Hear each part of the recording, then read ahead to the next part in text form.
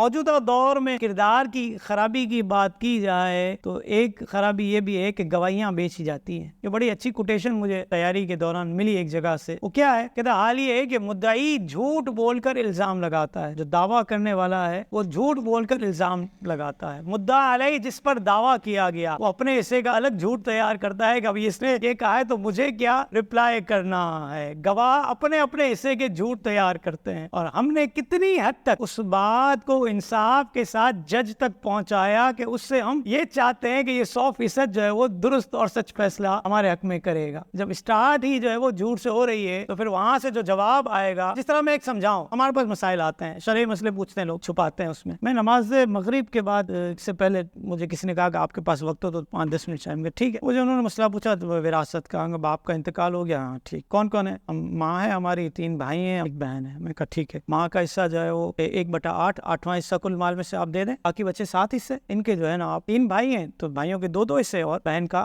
1 حصہ ہم کہیے. تو پھر بات چیت چلی تو پتا چلا کہ بڑا بھائی تو باپ کے انتقال سے پہلے ہی انتقال کر چکا. اب تو یہ تو سارا انہوں نے کہ میں پھاڑ کر، آپ نے پھاڑا کیوں اس کو؟ میرے گلے پڑ گیا. آپ نے پھاڑا کیوں؟ تو غلط ہو گیا. جو بھائی آپ کے والد گرامی کے انتقال سے پہلے ہی انتقال کر گیا ہے تو وہ تو وراثت کا تو معاملہ اس حقدار نہیں رہا، وہ مسئلہ دوسرا ہوگا. پھر میں نے کہا یار اس سے اب بحث کرنا جب ممکن نہیں. میں کہا ایسا کریں آپ دارالعلوم جزیرہ چلے جائیں، اور وہاں پر میں نے پرچی لکھ کر دی. میں کہا یہ معاملہ ہے اور بڑے بھائی کا انتقال باپ کے انتقال سے پہلے ہوا ہے اور ترکہ جو ہے والد صاحب کا ہے اور 1 بیوہ ہے، 2 بھائی ہیں اور 1 بیٹی ہے، 2 بیٹے ہیں. تو یہ کیلکولیشن میں کہا یہ آپ لکھ کر وہاں سے لے لیں. تو اس طور پر ہمارے جیسے لوگ پھر بسا اوقات جان چھڑوا، کیونکہ لوگ جو ہے اس طور پر منہ کو آنے لگے ہیں کہ اگر ان کے مقصد کی بات نہ ہو، ان کے مزاج کی بات نہ ہو تو وہ ہم سے بھی الجھ پڑتے ہیں اور بسا اوقات ایسا لگتا ہے کہ بالکل گلے کو آ جاتے ہیں. تو یہ اس معاشرے کی برائی ہے جو بیان کی جا رہی ہے. پھر جھگڑوں میں بسا اوقات جو ہے وہ کریکٹر سرٹیفکیٹ پاس کیے جاتے ہیں، بالخصوص خواتین کے جھگڑوں میں. ہر عورت کا کریکٹر خراب ہے اور آدمی کا کریکٹر خراب ہے. یہ اس معاشرے کا ایک المیہ بن گیا. قرآن کیا کہتا ہے؟ آپ کسی کے کریکٹر پر انگلی اچھال رہے ہیں، آپ کو معلوم ہی کچھ نہیں. کیا ہے؟ فرمایا والذین یرمون ازواجہم ولم یکن لہم شہداء الا انفسہم وشہادۃ احدہم 4 شہادات باللہ انہ لمن الصادقین. اور وہ جو اپنی عورتوں کو عیب لگائیں اور ان کے پاس اپنے بیان کے سوا کوئی گواہ نہ ہو، تو ایسے کسی کی گواہی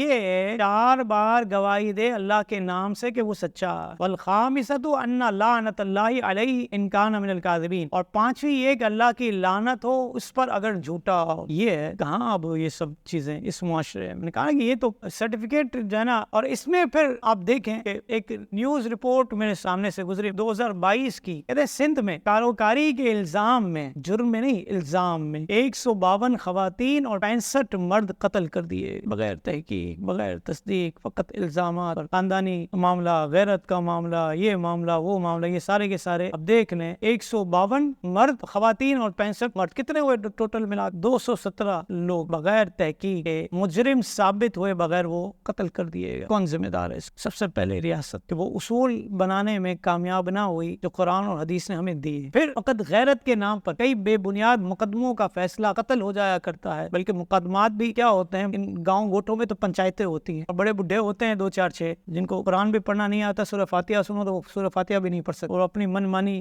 شریعت چلاتے ہیں معاذ اللہ، اور فیصلے دیے جاتے ہیں اور طاقت کے زور پر مظلوموں کی زندگیوں کے فیصلے ہو جاتے ہیں. کتنے لوگ بے گناہ بیچارے اس زد میں آ جاتے ہیں اور موت کا شکار ہوتے ہیں.